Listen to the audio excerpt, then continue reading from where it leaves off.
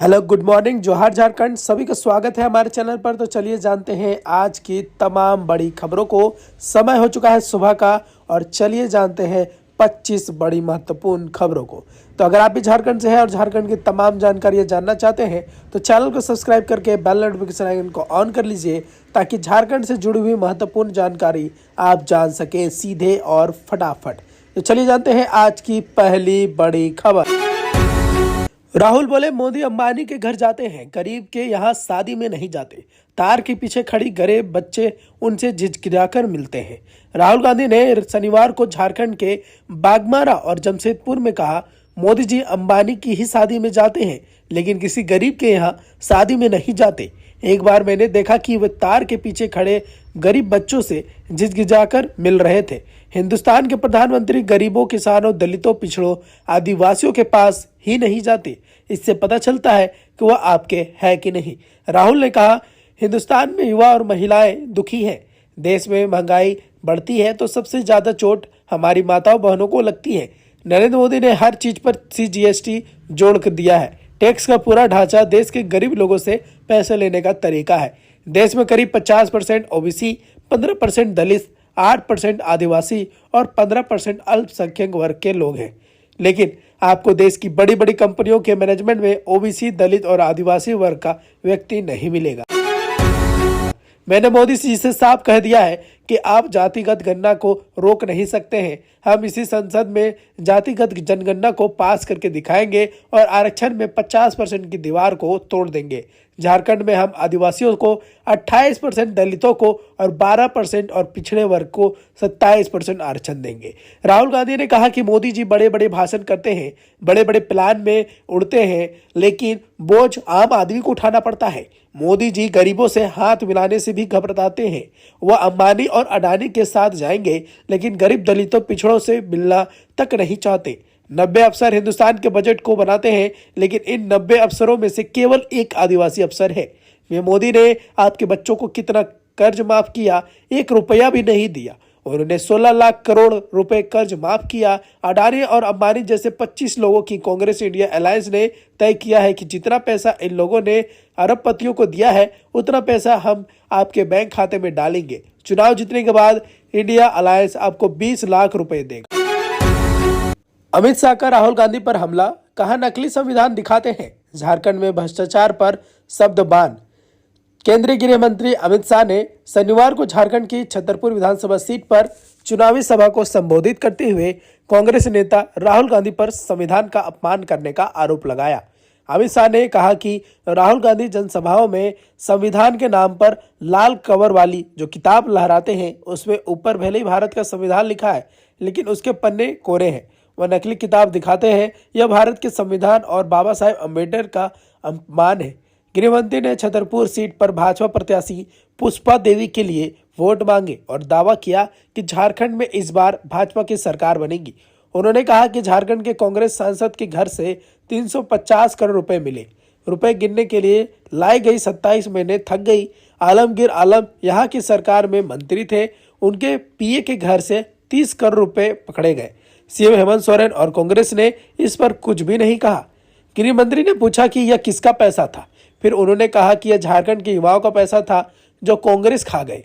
अमित शाह ने कहा कि जिन्होंने भी झारखंड के युवाओं को पैसा लूटा है उनसे भाजपा की सरकार बनते ही पाई पाई वसूला जाएगा। जिन्होंने भी भ्रष्टाचार किया है उनकी जगह के नरेंद्र मोदी के शासनकाल में जेल की सलाखों के पीछे है। बीजेपी को सत्ता पाने के लिए जितनी होगी कोल्हान और संथाल परगना की सीटें, पूरा गन्ना आपको बता देते हैं। अगर आप भी झारखंड सरकार की विधानसभा चुनाव को लेकर बहुत ज्यादा आकर्षित हैं तो इस पर कुछ महत्वपूर्ण बातों की गई है। झारखंड में चुनावी माहौल गरमाया हुआ है। भारतीय जनता पार्टी ने अपना घोषणा पत्र जारी कर दिया है। पहले चरण का चुनाव 13 नवंबर को होना है जिसके लिए 683 उम्मीदवार मैदान में है, यानी हर सीट पर करीब 16 उम्मीदवार। दूसरा चरण 20 नवंबर को होगा और नतीजे 23 नवंबर को आएंगे। झारखंड मुक्ति मोर्चा गठबंधन की योजना अपनी कल्याणकारी योजनाओं और मुख्यमंत्री हेमंत सोरेन की लोकप्रियता के बल पर सत्ता में बने रहने की है। खासकर अनुसूचित जनजातियों और अल्पसंख्यकों को समर्थन के भरोसे वही बीजेपी गठबंधन सोरेन सरकार की कमियों को गिनाते हुए और राष्ट्रीय राजतांत्रिक गठबंधन यानी एनडीए का विस्तार करते हुए वापसी की कोशिश कर रहा है, जिसमें all Jharkhand student union, AJSU, Jharkhand Vikas Morcha, JBM और जनता दल यूनाइटेड को शामिल किया गया है। तो इस प्रकार से यहाँ पर बीजेपी को अगर जीतना है तो इन सारे सत्ताओं पर जीतना हो।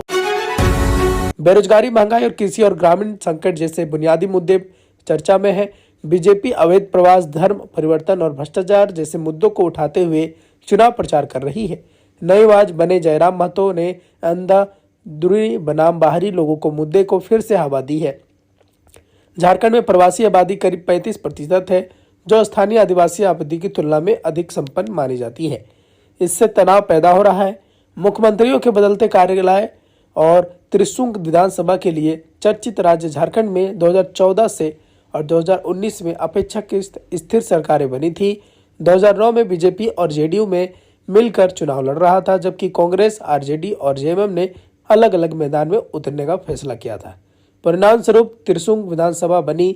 2014 में बीजेपी, एचसीयू ने साथ मिलकर चुनाव लड़ा, जबकि कांग्रेस और जेएमएम अलग अलग थे और एनडीए ने जीत दर्ज की। 2019 में बीजेपी और एचसीयू ने अलग अलग चुनाव लड़ा, जबकि जेएमएम, कांग्रेस और आरजेडी ने महागठबंधन बनाकर जीत हासिल। सीएम सोरेन के पीएस के घर आईटी रेड, रांची, जमशेदपुर में 17 ठिकानों पर छापेमारी, चुनाव के हवाला के जरिए पैसों को लेन देन का मामला। झारखंड के मुख्यमंत्री हेमंत सोरेन के निजी सचिव सुनील श्रीवास्तव के घर पर इनकम टैक्स की छापेमारी हुई है।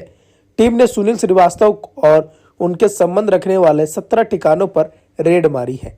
जानकारी के मुताबिक इनकम टैक्स की रेड रांची में 7 जगह और जमशेदपुर में 9 जगह के करीब छापेमारी चल रही है। जमशेदपुर के अंजानिया अस्पताल समेत अन्य ठिकाने भी शामिल है।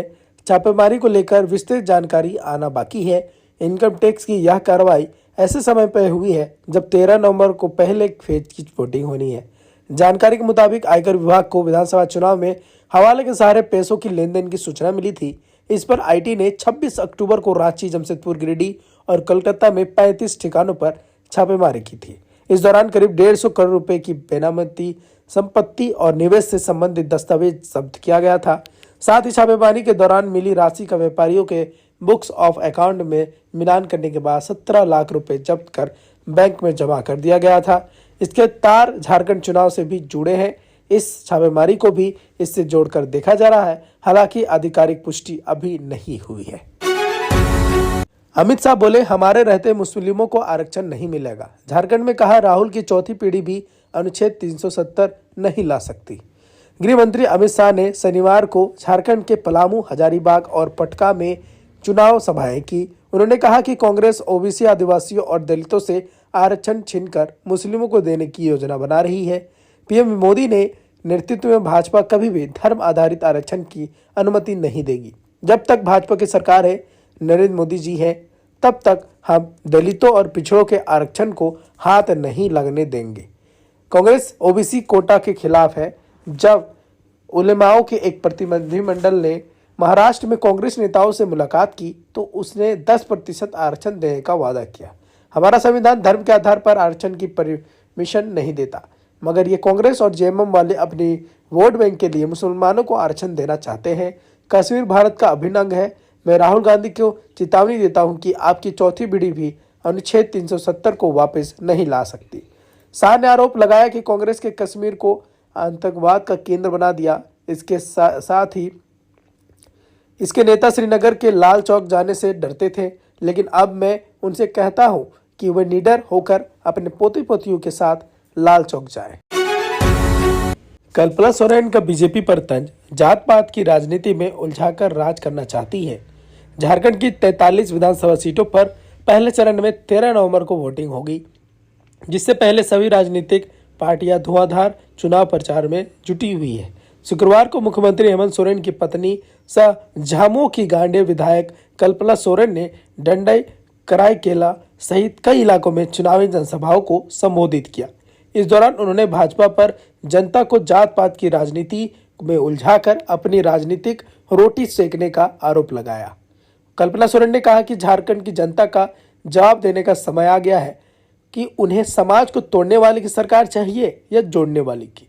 भाजपा चाहती है कि हिंदू मुस्लिम अगड़ा बिछड़ा व जात पात में उलझकर लोगों का समर्थन हासिल कर राज करते रहे। हालांकि यहाँ की जनता उनकी चाल समझ चुकी है। वह भवनाथपुर विधानसभा क्षेत्र के डंडे प्रखंड के रारो तथा सिमडेगा के कराईकेला में शुक्रवार को चुनावी सभा को संबोधित कर रही थी। कल्पना ने कहा कि हमारी सरकार ने 2.5 साल में जितना कार्य किया है भाजपा के 20 साल के शासन में भी नहीं हो पाया है। हमारी सरकार ने कई तरह की योजनाओं को लागू किया है। इसमें मैया सम्मान योजना, सर्वजन पेंशन योजना, बिजली बिल माफी, किसानों के 2 लाख तक के बिजली बिल माफी, फूलों झानो योजना प्रमुख है। हमारी सरकार मजदूरों, बेटियों, मां तथा बुजुर्ग, आदिवासी, पिछड़े, अल्पसंख्यकों के लिए काम कर रही है। उन्होंने कहा कि भाजपा वाले ने बिना कारण हेमंत सोरेन को जेल भेजा, जिससे विकास काम बाधित हुआ। भाजपा से सावधान रहने की जरूरत है।